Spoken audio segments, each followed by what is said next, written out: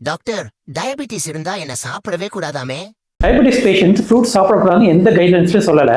Fruit ஜூஸையும் try ஃப்ரூட்ஸையும் மட்டும் stop பண்ணால் போதும். அப்போ ஏன் என்ன பார்த்தாலே எல்லாரும் பயப்படுறாங்க? ஏன்னா ஃப்ரூட்ஸில் எல்லாருக்கும் சுகர் தான் ஞாபகம் வருது. ஆனால் ஃப்ரூட்ஸில் அது இல்லாமல் vitamins, minerals, fibres, anti oxidants இதெல்லாம் இருக்கிறதையும் மறந்துடுறாங்க. அப்படின்னா நான் வில்லன் இல்லையா? என்னப்பா இப்படி சொல்லிட?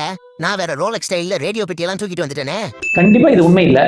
உண்மையிலே ரிசர்ச் என்ன சொல்லுதுன்னா, ஐயோ, ரீசர்ச்சா?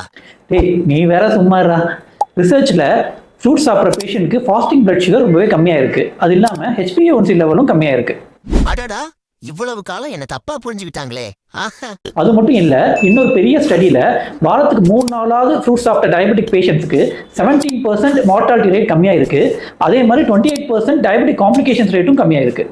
இவ்வளவு நல்லவனா இருந்தோம் என்ன பிளாக் லிஸ்ட் பண்ணிட்டாங்களே. அதனால டயபெட்டிக் பேஷண்ட்ஸ் ஃப்ரூட் சாப்பிடக்கூடாதுன்னு இல்லை, கரெக்டான ஃப்ரூட்டை கரெக்டான அளவில் சாப்பிடலாம். அடுத்த வீடியோவில் எந்த ஃப்ரூட்ஸ் பெஸ்ட்டுங்கிறத பார்ப்போம். அதே மாதிரி இந்த ஸ்டடியோட டீட்டெயில்ஸ் உங்களுக்கு வேணும்னா கமெண்ட்ல போய் ஸ்டடின்னு டைப் பண்ணுங்க, உங்களுக்கு அந்த லிங்கை ஷேர் பண்ணிடுறோம்.